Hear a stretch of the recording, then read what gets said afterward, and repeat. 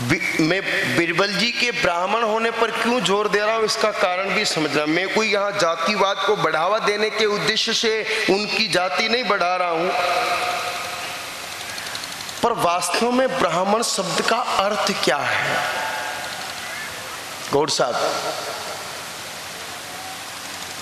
थोड़ी खरी सी बात है, कह दूं।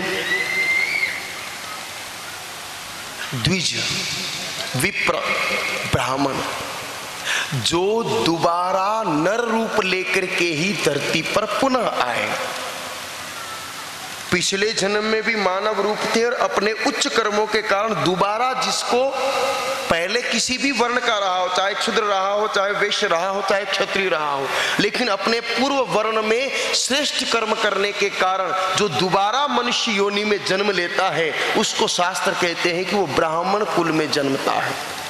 और उसके लिए शास्त्रों ने मर्यादा लगाई है कि वास्तविक ब्राह्मणत्व का परिचय 2 गाय माताओं की उसके घर में उपस्थिति। ब्राह्मण को द्विज कहते हैं कि नहीं कहते हैं भगवान? तो जी के घर में 2 गाय माता होया करे, वीने शास्त्र सच्चो ब्राह्मण मान। ब्राह्मण देवता होने के लिए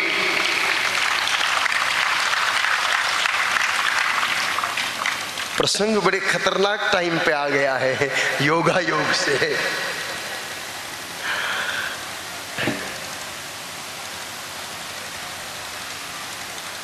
क्योंकि विद्वान ब्राह्मण देवता भी इधर से तो सभा में पधार रहे हैं और इधर से ब्राह्मणों का ही विषय निकला है। तो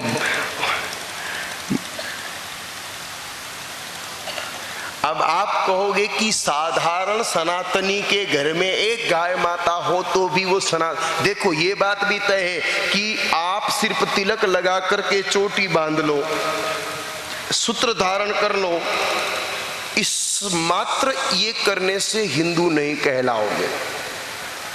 हिंदू होने की शर्त है जीवन में गाय माता होनी ही चाहिए।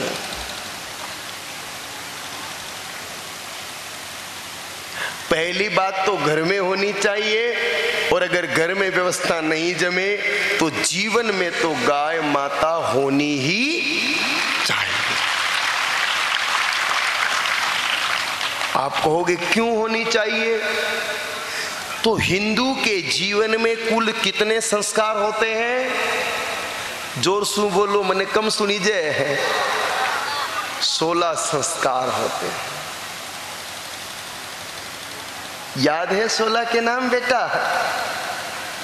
2 संस्कार के नाम में याद है, एक तो संस्कार चैनल और दूसरा अंतिम संस्कार, क्योंकि लगभग सबका होता ही है वो, तो बाकी संस्कार भूल चुके हैं लगभग। सनातन धर्म के परंपराओं के अंदर मनुष्य को जन्म से मृत्यु तक 16 संस्कारों से गुजरना पड़ता है, और उन 16 ही संस्कारों में भगवती गौ माता जी की आवश्यकता पड़ती है।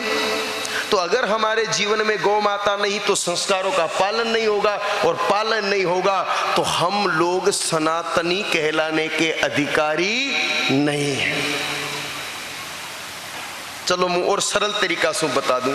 कोई बैन वेवे, कोई बैना के माथा पे मांग में सिंदूर भरियो है, काना में कुंडल होवे, गला में चोखो मंगलसूत्र होवे, वह बढ़िया लहरियो पीला रंग को या केसरिया रंग को चोखो शादी को जोड़ो पैर में घूमे, सारा नक्शु सिक तक 16 श्रृंगार क्रिया है वनी, लेकिन अगर वनी के पति की मृत्यु होगी हो तो कोई भी ने सुहागिन केवल लोग श्रृंगार तो सारा क्रिया दिखवा में पूरी की पूरी सुहागन लागे, लेकिन अगर वनी के पति जीव तो कोनी तो कोई भी ने सुहागन केवे लो। सिर्फ श्रृंगार से कोई नारी सुहागिन नहीं हो सकती, उसके लिए पति की आवश्यकता होती है।